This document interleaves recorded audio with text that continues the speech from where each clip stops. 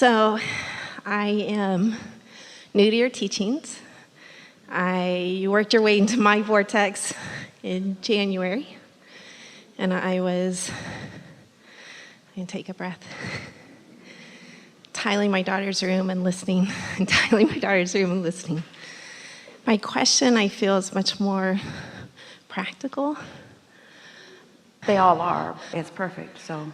Okay, I want to talk about mom guilt. Yeah.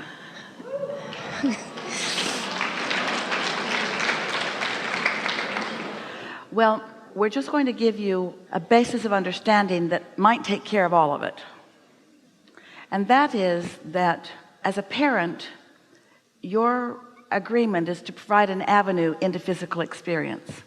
And it was never to serve as the perfect guidance. In fact, the more perfect guidance a parent believes themselves to accomplish, the more they lure their child away from their true guidance of their own inner being, and the more we have to deal with them here later.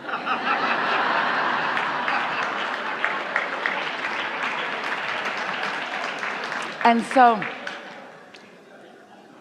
when you think about how many books and philosophies and theories have been written about perfect parenting and how different they are, you must realize that it's really a unique contract that all individuals have with one another, and that you cannot get it wrong, and that sometimes what you regard as the worst parenting, which means not taking hold and making demands like breaking a horse, breaking your child of all natural impulses and desires so that they just conform to something that makes your life easier. That's what most people do in their parenting decisions. Most people who don't understand that everyone's here to create their own reality are selfishly, and that's all right, oriented toward their life going as well as possible, which means when you do that, I don't feel good, and when you do that, I do feel good, so here's the rules: do that and don't do that.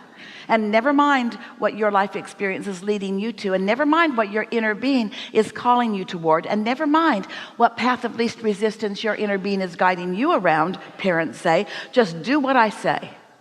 Okay, well, that's not me. But we know it's not you. Okay. And that's why you feel guilty. We're trying to help you to not feel guilty about doing it a much better way. You've been doing it a much better way. A much, much, much better way by allowing more decisions. Most parents, if they could, would ride the bicycle for their child. I'm happy to put them on the bus. But how do I balance this question of like, I want them to follow their heart. Yes. And I present that to them. And I have a senior trying to make decisions about her life. And I'm like, go where your heart tells you to go. I can't fund it. You know, like, how do I balance the practical? Well, this is another thing that happens with most parents, is that not only do you feel like you should be the provider of the guidance, which you shouldn't be, it's their own inner being that will call them, but so many parents, even those who become aware of what we're teaching here and are well on their path to living it, still have believed themselves and somewhat convinced their child, just through life experience, that the parent is the vortex through which all of the child's well-being comes. And that's something that you can't keep up with, because it's not your job to be the open valve through which their desires are met. Everyone has a supply and demand thing. Their desires are summoning the energy, and they have to find a place of allowing or believing. And sometimes it's easier for a child to believe in abundance coming if they have abundant parents, or in clarity coming if they have parents that have clarity, but we would so much rather that an individual come to understand their own vortex and their own open valve and what it feels like when it's open and what it feels like when it's not, rather than relying on a parent. And do you know, nearly without exception, in fact, so close to not exception that we can say without exception, those children who have co-created with their parents in a way that their parents have been providers of all manner of things, including guidance and abundance, do their child a tremendous service, because the child is longer in discovering their true vortex and their true guidance. And almost without exception, in fact, without exception, that leads to resentment from the child. Because if anybody asks anybody else to be their open valve to their vortex, the best you can do is a terrible job. The best that anybody else can do in being your surrogate vortex is a terrible job.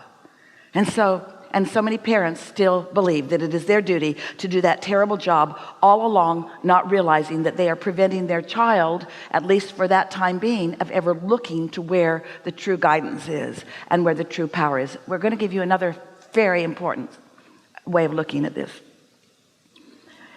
You came into this life experience for the satisfaction, for the joy of life. And the basis of your life is freedom. You're so free you could choose bondage. The result of it is expansion. That is inevitable. But your objective was that joyous, uplifting, satisfying life experience. Satisfaction comes from only one place.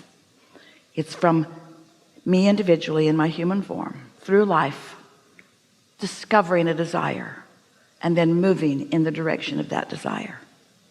Satisfaction is the closing the gap. That's what it is every single time.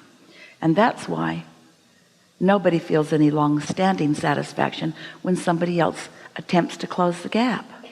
Somebody wants something, you fill in, they don't feel any great satisfaction. That's why you call them spoiled or entitled, is because they're not buzzing over what you did for them, because the buzz is the joining of inner being, not the getting of the thing. The joining with the inner being brings the things, like the tuition or whatever it is. Helpful? Yes.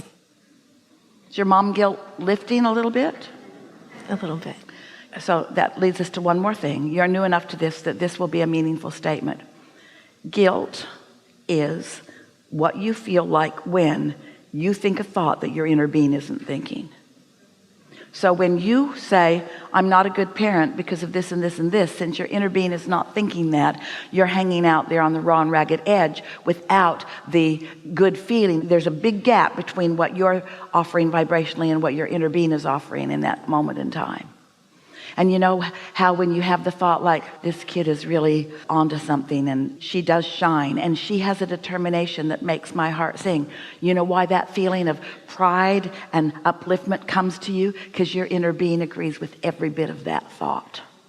And then when you think a thought like, oh no, I haven't done a good job and that may jeopardize her outcome, you know why that thought feels so terrible? Because your inner being is not thinking that thought. And when you think a thought, she'll figure it out, you know why that thought feels so good? Because your inner being is thinking that thought, and so is hers. Helpful? Yes. Thank you.